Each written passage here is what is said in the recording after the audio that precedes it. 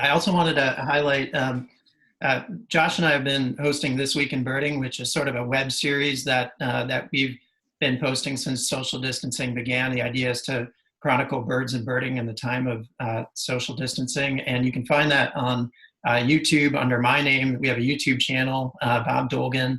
If you search for Bob Dolgan, it'll come up and you'll see our episodes, and we'll record this and put it up there as well. It's also on Facebook. If you search for This Week in Birding, you'll find it.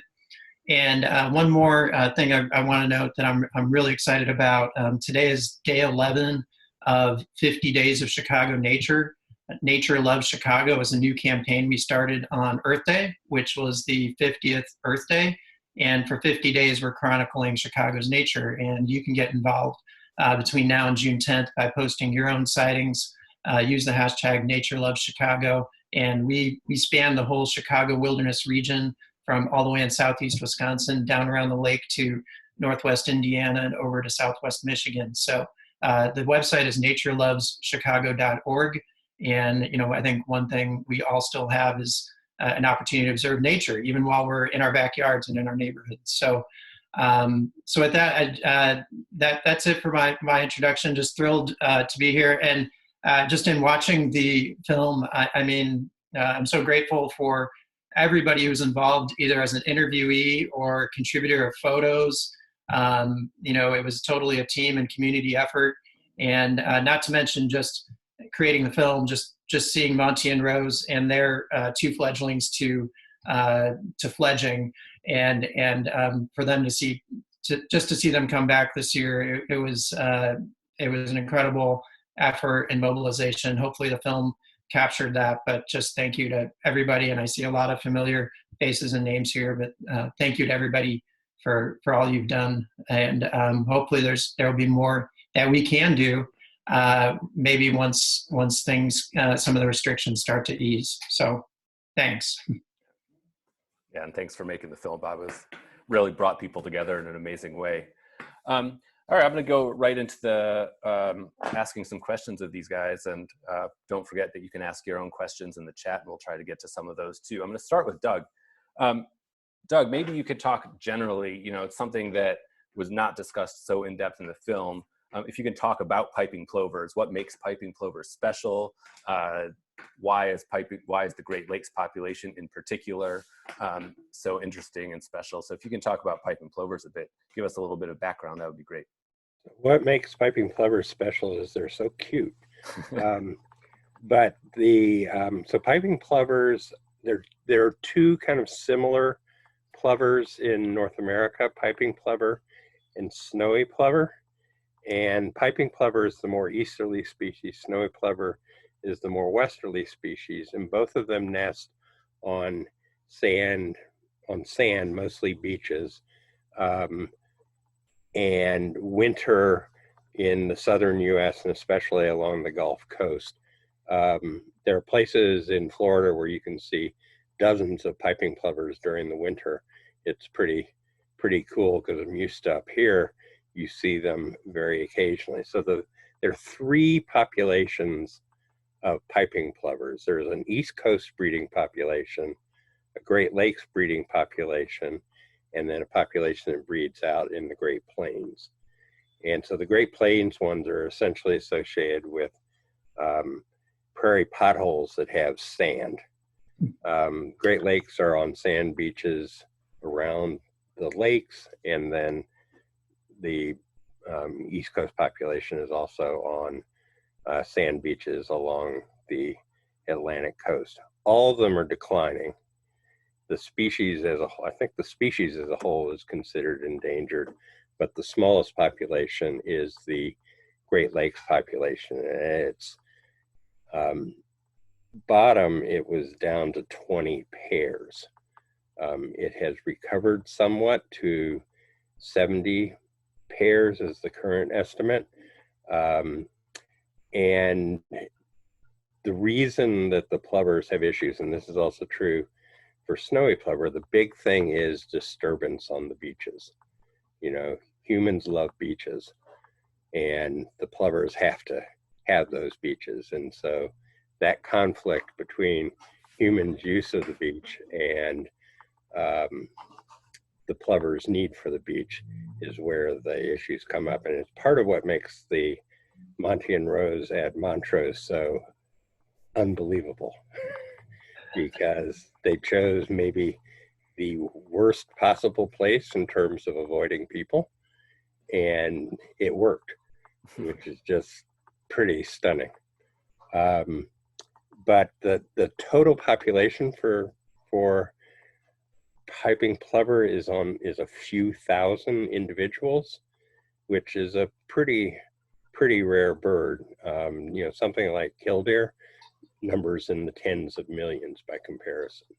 So it's really special that we have this bird here. And in Illinois, the lakefront is the main place you see them. So they migrate through here as well as now breeding here. But the migration, it's a bird where Montrose is one of the best places to see migrants of it. So there was a migrant that came through, a couple of weeks ago, or less than that, probably about a week ago. One showed up on Montrose Beach and was photographed, and it turned out to be from northern Michigan. Yeah, and we'll talk about the conflict between people and plovers later, or in the case this year, maybe the lack of conflict between people and plovers. And you say the number of few thousand plovers, which sounds sort of like a lot, but when you're, as you said, when you're talking about a global population of a bird, that's actually very, very little, especially one that's so specialized to a very specific habitat, nesting on sandy beaches. So Bob, moving on to the film, I already saw a question in the chat. I think it came from Deborah Rosenberg. Why are they named Monty and Rose? Who named them? That's a very basic question. And what, if after you answer that, maybe you can tell us what inspired you to make the film. Yeah. So Monty and Rose are named after Montrose. It was the clever idea of Tamima Atani, who's featured prominently in the film and was really the sort of lead organizer of volunteers last year. And there were 3 plovers actually at Montrose at the start of last summer. Monty, Rose, and another male named that Tamima named Magic after the Magic Hedge, which is the well-known feature out at Montrose, and so that's where Monty and Rose got their name. I think one of the challenges was typically the Great Lakes piping plover recovery folks, they name the birds after these long strings of letters like X, Y, O, B that have to do with banding codes that are on the legs of the birds. And so it was getting really cumbersome to report back every day and say like, well, X, Y, O, B did this or that. And so eventually just the names Monty and Rose took over. And that was just became kind of part of the whole experience. I see, I think Deborah might be, if I'm not mistaken, from Lake County. So I'd be amiss not to mention that Monty and Rose basically nested in Waukegan in 2018 in a parking lot. And however their nest didn't make it. And so very easily the birds could have been named something else. Not having to do with Montrose, but maybe Waukegan. So it's funny how the names have stuck, and certainly that's been part of the fun, having names for them. In terms of why or how I started this, I was in May of last year. I was actually May 15th. Of last year, I was up in Sleeping Bear Dunes in northern Michigan. And Sleeping Bear Dunes is sort of the stronghold of Great Lakes piping plovers. There are several nests. There's the exclosure, the one, the sort of wire cage that we had here on Montrose Beach. If you go up to Sleeping Bear Dunes at certain places, you'll see like 3, 4, 5 of those in a row where there's basically a colony of piping plovers. And I was up there doing a different project, mostly unrelated to birds, but not entirely. But anyway, somebody told me to go over for the project I was working on, one place to get some information. It had to do with aquatic invasive species and issues with zebra and quagga mussels. It turned out it was right by one of these piping plover colonies. And I wasn't up there to really look for piping plovers, but I was like, oh, this is cool. I've never been to a piping plover colony. And so I started taking a few pictures of the birds, and it was just like, this is really neat, because we, get maybe 1 or 2 plovers in Chicago each year, but I didn't spend much time on their breeding grounds. So within 2 weeks, when I came back here, Monty and Rose started to show nesting behaviors at Montrose, which was just astonishing to me, and I think most people. And I guess for me, it was thinking about this is a really big deal, and how do we capture it? And very easily, I imagined a scenario in which either they flew away and didn't nest, or maybe they would nest and we'd see where it would go. But it could have been a story that just kind of fell by the wayside. And so I had the thought to start filming. And as it turned out, the story kind of kept having like more and more dramatic chapters to it. And definitely had no idea it would be on the front page of the Tribune, like because of the Mommy on the Beach Festival. Had no idea that outpouring of volunteer support would take place. And, I just stuck with it with very low budget, sometimes using my iPhone at times. But I had a great videographer early on, Mitch Wenkus, who came out to do some filming.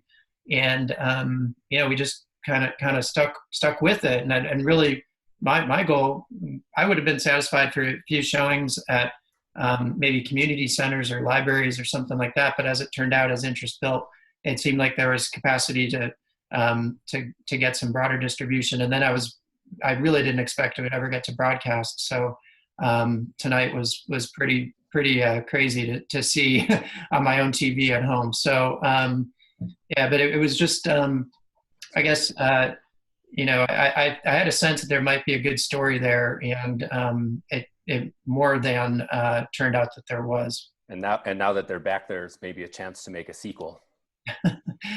Yeah, I mean,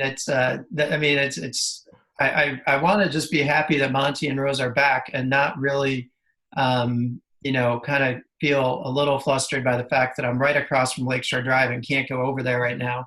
Yeah. But I think a lot of people in this chat are in the same boat. Yeah. Everyone would love to go and see them, but just can't quite get there.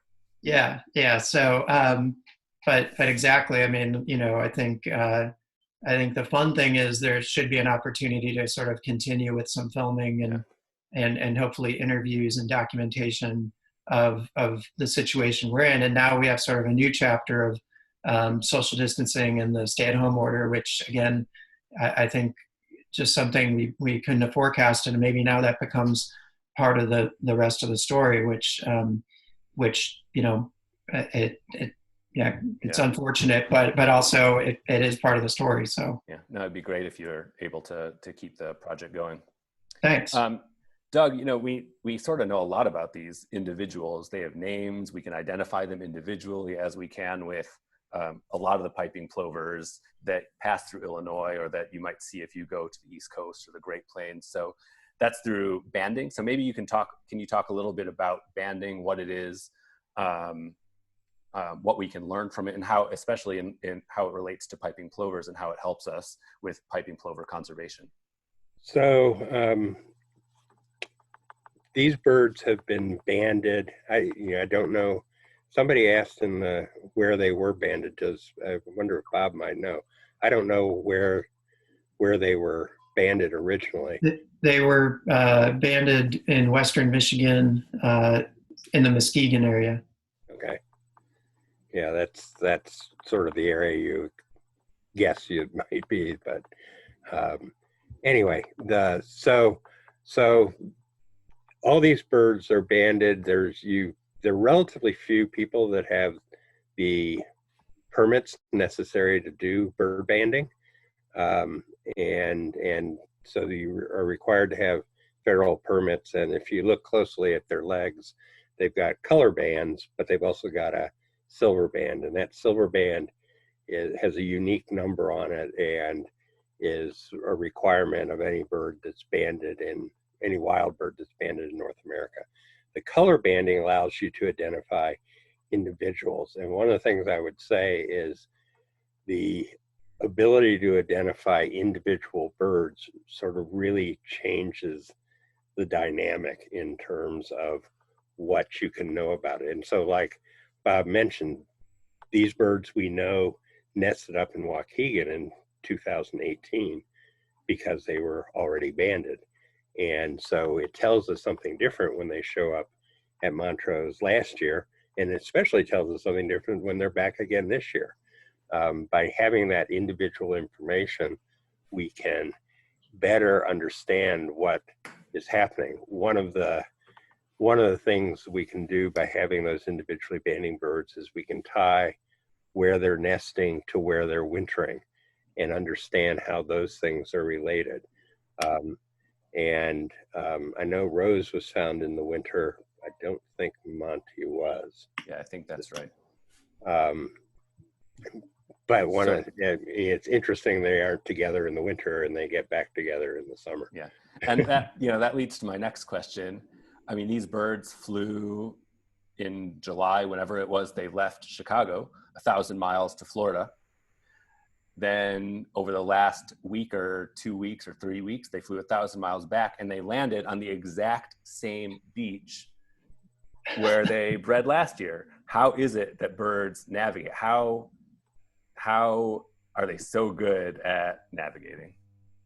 Well, they have a GPS unit that they carry around. This is actually something that's fairly common.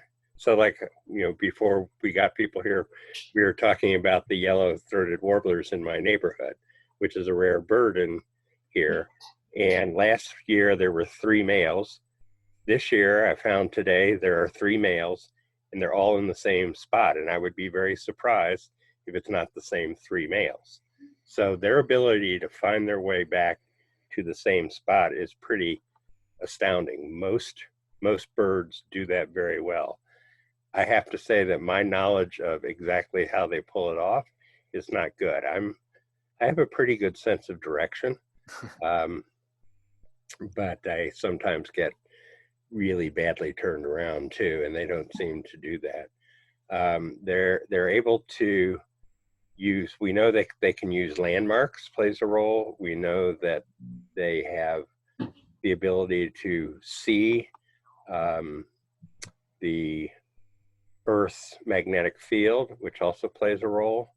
But the details of how they are able to do exactly what these birds have done of getting back to exactly the same spot is something we're still a little hazy on. Yeah, birds are amazing. I guess that's what it comes down to. There we go. I actually have a question, and I don't know the answer to it, but I wonder, Josh, Doug, or others, if they would know the answers. Is when piping plovers migrate, I'm pretty sure they fly almost straight, for 20, 30 hours straight from where they've wintered back to a place like Chicago. I'm not sure that they stop much, along the way. Do you guys know the answer to that? Doug?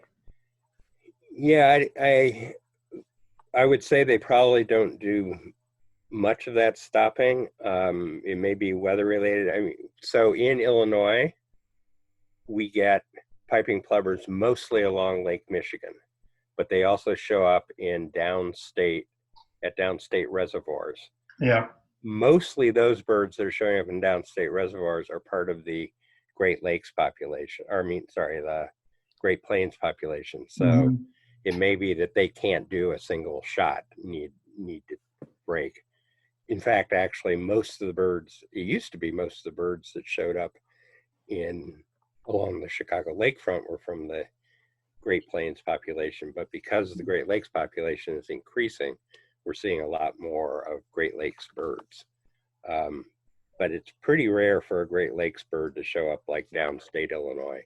Yeah, we know, for example, other species of plovers can fly thousands of miles without stopping, from the tundra basically to South America. So it would not be surprising for a piping plover to fly from, Lake Michigan to the Gulf Coast or the Atlantic coast of Florida without stopping.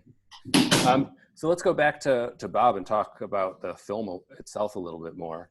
The way that you put the film together is really wonderful as a narrative arc, and it captures the real essence of what it was like to be out there and enjoying the plovers and enjoying their success through filming of them, which is just really wonderful to see. So how many hours of footage did you have to film to get what you put together into the documentary? And what did you enjoy most about the filmmaking? What surprised you along the way?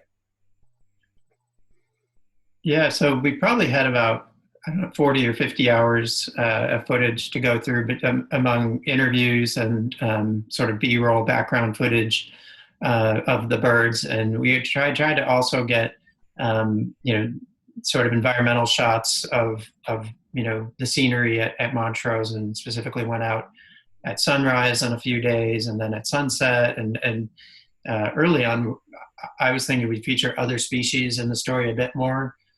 So we have, a lot of B-roll that we didn't include of, spotted sandpipers. And one of the funny things is in a lot of the shots of Monty and Rose, you'll see that there might be a semi-palmated sandpiper, or at least sandpiper in the same shot with them. I think a killdeer maybe occasionally. So it was kind of fun to sort of just get that, that's truly what it's like out in those sort of coastal areas at Montrose. So there was a lot of footage that we got. But we had such a slim budget, we also had to be really careful. So we, on our interview days, we just confined them to little 4-hour blocks where we did everybody, in basically one day, like two 4-hour pieces.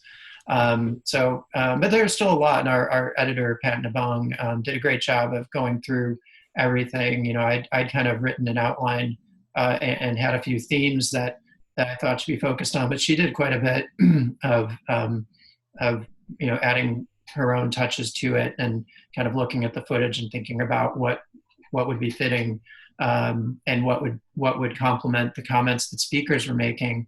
So it was I guess in terms of surprises, I think a lot of the technical aspects of filmmaking I'm still learning, and things like the lighting and getting good sound. I mean, we had planes flying over constantly at Montrose, seemingly every morning, and that interrupted quite a few shots and interviews. Just the weather conditions. I mean, we had our videographer went out a lot on days when the weather wasn't that great, and you can see a lot of the footage was taken on kind of gray days, but that's just the reality of what it's like to film in Chicago in June. It's not like full on sunny weather necessarily yet, and we had a lot of days where winds were out in the north, and it was quite chilly. So those were a few factors. I think once we had enough footage of kind of key moments, it wasn't that hard to piece together the story. But one little anecdote that I've shared a few times is that actually, like, when the plover chicks hatched, I was in Southwest Michigan on a little family long weekend, and I was like, oh my gosh, what kind of documentarian am I? This is the biggest moment of the whole summer. The chicks hatched and I'm not there. And so very fortunately, I got in touch with birders who were there and were kind enough to provide photos. And then we were able to get there pretty quickly to get a little bit more footage of the young ones, and I supplemented with a few pictures of my own. But so it was interesting, and kind of thinking about what I was thinking of doing for this year. Today or yesterday would have been a great day to be at the beach, but in lieu of that, I'm kind of thinking ahead to, if we have nests again, or a nest and eggs, I think a key moment in sort of year 2 would probably be documenting once they're sitting on the eggs, and then another year of hatching, hopefully. So that's kind of the next milestone I'm thinking about. But it's a lot is up in the air right now, and how we actually do that, I'm not totally sure. But I'm trying to be comfortable with that uncertainty. Yeah. Well, I like that you mentioned teamwork, because it was such a communal effort to protect the birds and make sure that their nesting was successful. That's a great aspect of the story. I'm just wondering, what is your favorite part of the whole Monty and Rose story from last summer? Do you have something that just sticks in your head as being particularly special about the whole thing? Oh man. Well, I mean, there's certain moments that I like to talk about, on that happened on Plover Watch, and one of those is Ann Gunkel, who's been a supporter of the film since the beginning and was a just standout volunteer. I was there one day, and a few gulls were harassing the chicks, and I was kind of talking to her because actually I wanted to get some quotes to help promote the film project, and she just at one point just stopped talking to me, dropped everything, and ran into the enclosed area, which we had permission to do, and just chased off a gull that had gone after one of the chicks. And we were so close to losing a chick on that day. And so it was moments like that where you're this, our presence here is literally making a difference as to whether this this particular pair will be successful, and whether this species population will increase. So that to me was just at the core of all those efforts. And I have a little bit of worry this year because it's we're not going to be there. I mean, I imagine there'll be more predators around there. Not, I'm sure the park district and other officials out there will do their best, but in that specific scenario, there wouldn't be 10 volunteers standing there ready to go in. So, but those were the kind of moments that I think I'll remember. And in the film, we have Edward Warden talking about the black crowned night heron, anecdote where he was there, and a black crowned night heron sort of started to creep into the enclosed area, and he chases it out. I mean, that there were probably a dozen of those examples from last summer.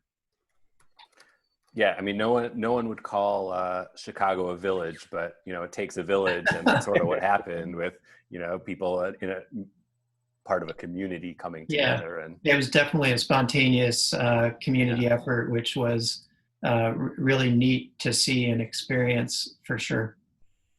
I'm not sure. I'm getting a message that maybe Amanda's not here. I don't know. Amanda, are you here to ask questions from the gallery? I'm here. Okay. Are there any questions come up that you want to share with us? Maybe start with one. Yes. So I'll start with one. Can you hear me? Yeah. Yes. Okay, good. The first question is from Lynn, and it's, are there plans for volunteer monitoring either during this period when the beach is closed or for after it opens up? Yeah, so clearly it's a strange situation right now.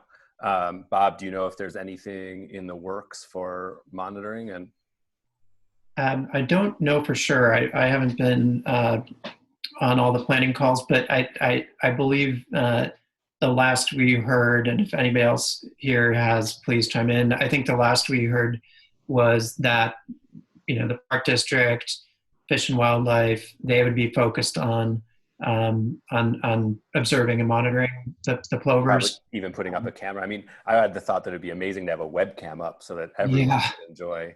I mean, it's not out of the realm of possibilities. Yeah, and I think we had started to talk about kind of recruiting people for being ready later on in the summer. I'm not sure that, I think that's a bit on pause right now until we have clear sense of whether the lakefront would even be open on a limited basis. Yeah. So Doug, presumably not having humans on the beach, and one of the results of not having humans on the beach is not having dogs on the beach. Presumably that's good news for Monty and Rose. I'm just wondering if you agree with that, and what other animals, birds at Montrose do you think will benefit from a lack of human disturbance? So, you know, Monty and Rose are sort of special cases of a general group of birds, shorebirds. And shorebirds, Montrose is probably the best place on the lakefront for shorebirds. And it's been... You're talking about migrant shorebirds. Yeah, migrant shorebirds. Mm-hmm. And, you know, piping plovers in the past have been migrant shorebirds through there. And, you know, Montrose was the best place to see them. Not having people will be really helpful for those shorebirds. I mean, I think the issue for Monty and Rose is going to be, it's complicated because the lack of people there might have the other effect of more predators being present, and less opportunity for somebody to intervene. Mm-hmm. Especially as the chicks are out running around. Yeah, that could be a tricky thing. Overall, not having people out there has to be considered a positive, but there are pieces of it where it will be a little trickier. So yeah, I mean, one of the things people have wondered is, okay, so we don't have all these people out there, you know, roaring around in the lakefront parks. Is that good for the birds? And I think probably for most small birds, most migrants, it probably doesn't matter. You know, they're up in the trees, they don't care. Yeah, I was thinking similarly, Doug. Yeah, but the groups where there's a difference are shorebirds and waterbirds in general. Yeah, so piping plovers could. Right, and the piping plovers fit into that, and so I think it'll be advantageous for them. Amanda, how about another question from the audience? All right, let's see. All right, so this question is basically just answered if we think there's a silver lining in pandemic times, that the plovers have the run of Montrose Beach without humans and dog interaction. And if mating pairs like Monty and Rose become accustomed to no humans or dogs around, and the stay-at-home orders are lifted and the beaches are suddenly inundated with activity, would that cause more stress? Yeah, that's an interesting question. Anyone, Doug, Bob? I mean, the thing I would say on that is the issue would be something along, I mean, so where they nested last year was close to the volleyball courts, but in a place where you could basically protect them from the volleyball courts. Suppose they nested out in the middle of volleyball courts, and then suddenly people are allowed and you've got plovers out in the middle of volleyball courts. It would change that dynamic a little. It would create a lot of work for Fish and Wildlife Service to make sure that there's a big enclosure where they can be safe, I guess. Yeah. Yeah, and legally, you know, the plovers have things on their side. You know, they're an endangered species. They've got a lot of protection. So in principle, they should win those battles. In practice, it doesn't always turn out that way. Yeah. Yeah, and you know, the volunteer corps that was so instrumental in protecting them last summer was put together pretty quickly. So if the COVID restrictions are lifted, maybe we could get that going again. Bob, you know, it was an amazing effort by volunteers last summer. I don't know what the final tally was, but it's just an incredibly diverse group of people, not just people from the birding community or the stewardship community that volunteered to protect the birds, but it was, you know, a big group from citywide and from, you know, people that often wouldn't have under normal circumstances might not have anything to do with birds. What did it take? What was the effort that actually went into recruiting volunteers? How did you recruit so many dedicated people? Yeah, I mean, I think it ended up being a lot of word of mouth and the media coverage that generated quite a bit of interest. In the early going, it was sort of the local birding organizations, and they carried it all the way through in terms of organizing and leading the effort. But and with the help of U.S. Fish and Wildlife, IDNR.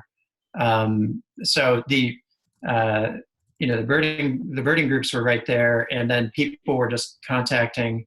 There was an email address, ploverwatch at chicagobirder.org or something like that. That was just getting inundated with requests, and it ended up being about 190 people who'd volunteered, and there was just it became like a more and more elaborate scheduling system throughout the summer, and there were plans to be, kind of take that to like a next level.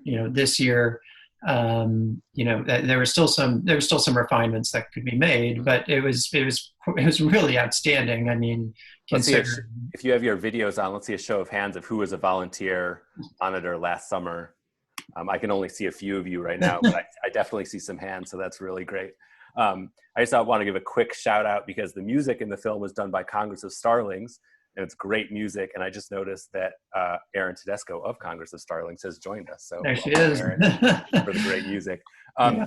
I understand there's quite a few more questions to go through from the chat, so I'm going to turn it over to Amanda again. Let's hear it. Okay, so I'm going to start from the top. The first question we got was, where can people buy a Chicago is for Plovers t-shirt? And I just wanted to note that somebody posted a link in the chat. So if you're interested in the shirt and you're able to scroll up on the chat, that link was provided, but I'm not sure if that link is also somewhere. Sure, we can, maybe Bob can put that on the This Week in Birding Facebook page, a link to where you can buy. Are they still in stock, Bob? Do you know? I think they are. We not within the past couple months. There it is. Josh is sporting Chicago's for Plovers t-shirt, and that t-shirt deli in Andersonville, I believe, is still making those available at least within the past couple of months. That's great. Locally made, so you're supporting a local business at the same time. All right, Amanda.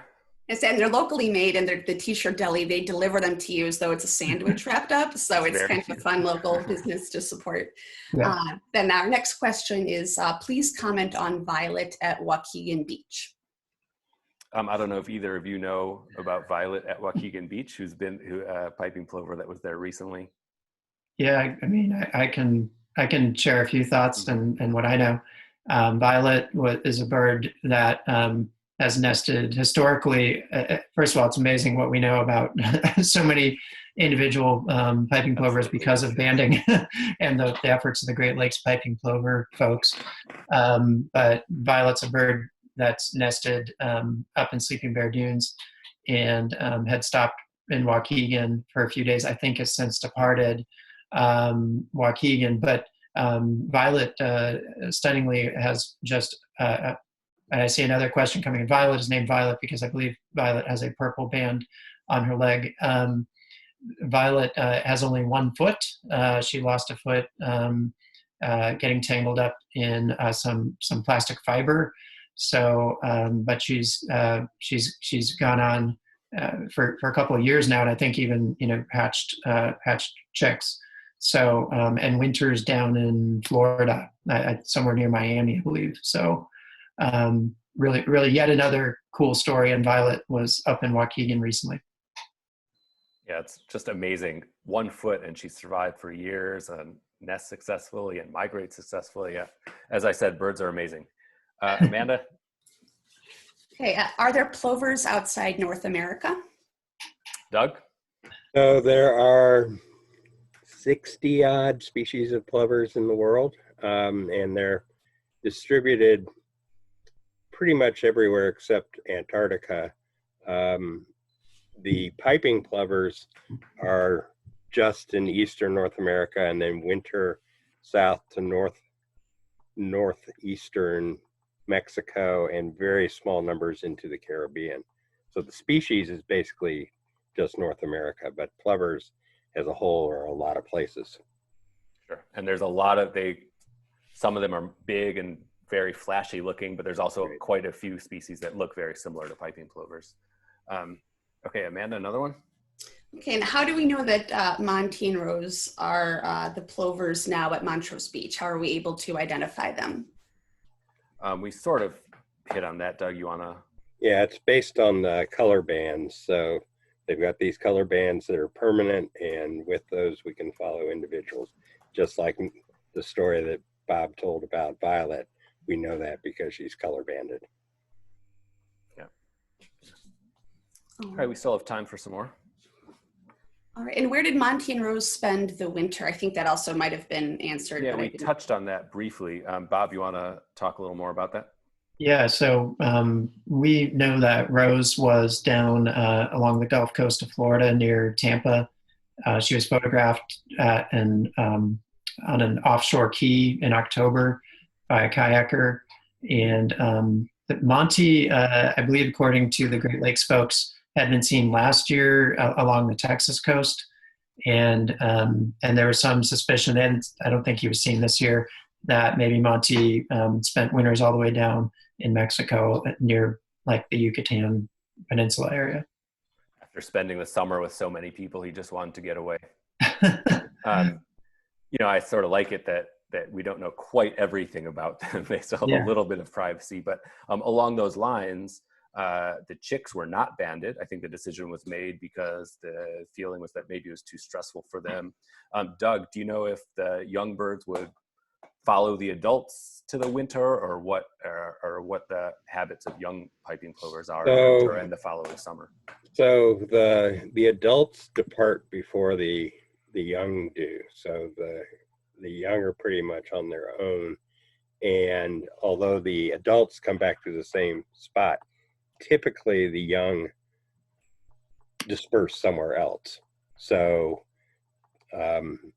if unbanded piping plovers show up on the Montrose beach and try to nest, it's probably not their young. But I totally understand why they didn't ban them, but it's really too bad we don't know. It is, yeah. Don't know those birds. All right, Amanda, another question? Okay, the next question is, have you asked CPD, the Park District, about a possible special permit to film this spring? No, I haven't. My thinking has been, so I noticed that a Tribune photographer must have been out there in the past week or so, and so there must be some access given to press.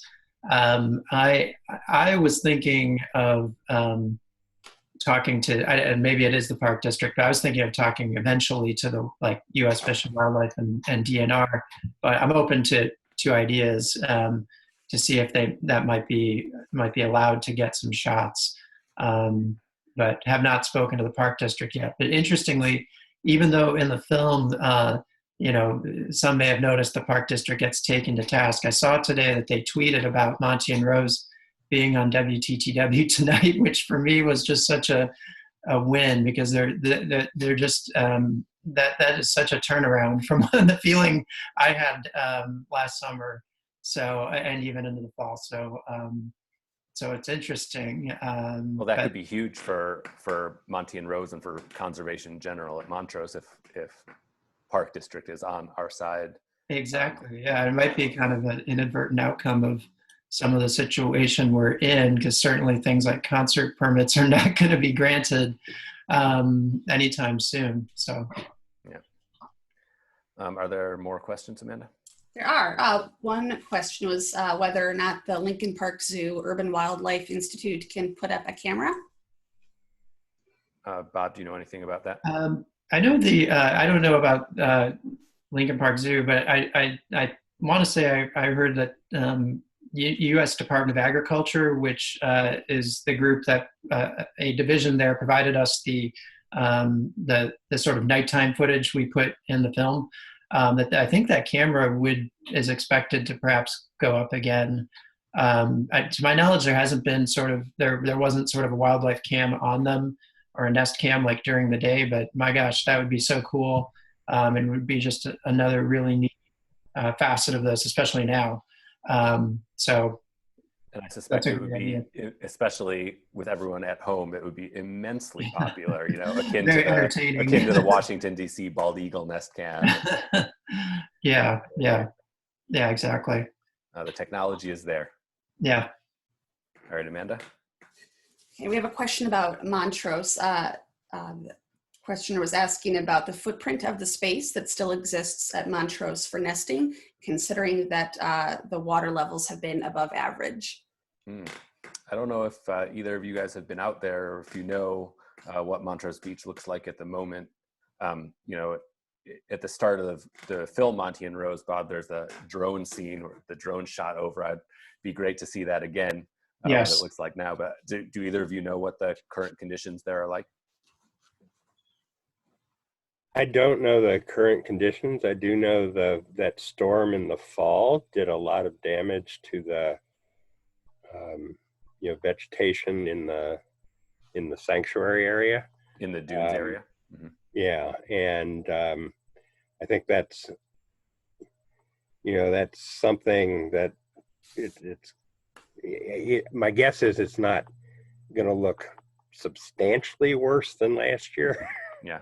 Well, as you know, as they mentioned, I think Tamima Itani talked about it in the film. You know, last year they could not have picked a better spot, and that's an area that's protected from those storms. So, you know, well, I see that there is a post in the chat saying that Monty and Rose are currently by the bank swallows again.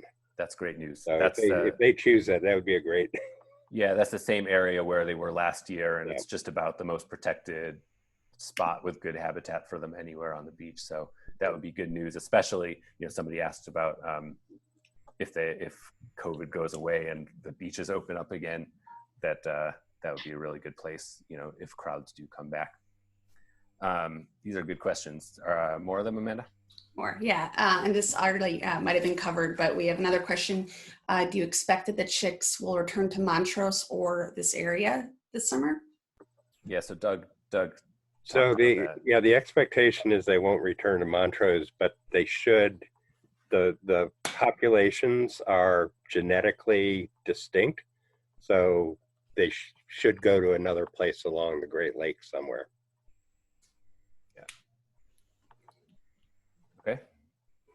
All right, now going back to the Park District, has the Chicago Park District had a reaction to the film? You know, I don't know. I went and spoke at a Park District board meeting and didn't have a great sense of it. I didn't really get much of a reaction, to be candid. You know, I don't know. I mean, I think my take, like from last winter, was that they were looking at they, meaning I think the powers that be there, we're looking at they look at revenue really closely when they look at the parks, and you know, I understand that and respect that, but I think it went, you know, a bit far with the Mommy on the Beach proposal, and so it just didn't really make sense, and you know, ultimately I see Jill is on the Zoom chat, and she kind of talks about it in the film, but you know, the water was so high that there just wasn't any way there could be a concert. And even today in some of the media, it was like, you know, oh yeah, it was the Birds that canceled the concert, but the water was so high. I mean, they were trying to have like VIP tents out on that sand. They would have been in like 2 or 3 feet of water. So I'm not really sure how that would have worked. So, you know, it might've been the birds were a factor, but I'd also say there are other nesting species right there. There are other migratory shorebirds coming through there. It wasn't just all Monty and Rose. But I haven't heard from anyone at the Park District. I know Leslie Bournes, who's in the film, she shared copies of the film with Park District leaders.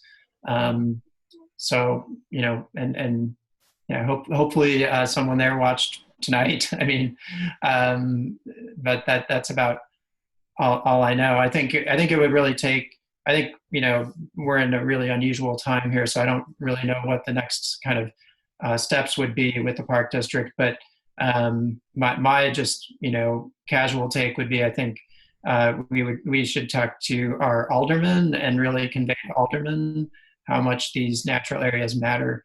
And I'm not sure that was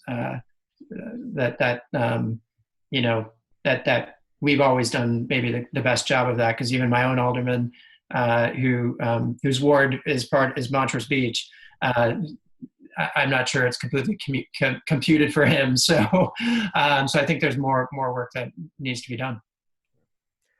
I just saw a question come through that aligned with something that I wanted to ask also. I know that the current situation with coronavirus scuttled plans for quite a few showings that you had planned of Monty and Rose around the Chicago area. So what are the future plans for distributing the film and making sure that people are still able to see it? Yeah, so we had had to cancel several screenings, and what's been interesting is like there were 17 screenings we did before March 10th or so, and there seemed to be still an appetite for more. I mean, we had to cancel screenings that had like 70, 80 people RSVP'd to them, and maybe they will still happen. So it seems the interest is still there. I think we've made it available for streaming. We made a DVD available. I think there's still an opportunity. I was starting to think toward more regional screenings. Indiana Dunes Birding Festival was supposed to be in the next couple of weeks, and that's been canceled. And we were going to have a screening there. So it still remains to be seen, but I think there's still an opportunity. And my kind of thought looking ahead was that we would film again and maybe see if we could expand this to about an hour-long piece that we could go further back in time and talk about the birds in earlier years, and then kind of continue to chronicle what we hope to be future years here at Montrose. So I don't know. That's the current thinking. But what I'm a little surprised by at times is how many people still haven't seen this or still don't know the story, even after all of what feels like a year of kind of talking about it. Yeah. Well, it's great if you're able to keep on going with it, and as many eyeballs as can see it. I think everyone in this chat would agree that the more eyeballs that can see the movie, the better, because it's going to be great for the birds and great for Montrose. I think is that all the questions, Amanda, in the chat? I think it is. Yeah. I'm just gonna, we're gonna wrap up in a second. I just have one final question for each of you that we will end on. Doug, I'm gonna put you on the spot a little bit. If you could pick one Illinois bird besides piping plovers to make a movie about, I'm not a movie maker.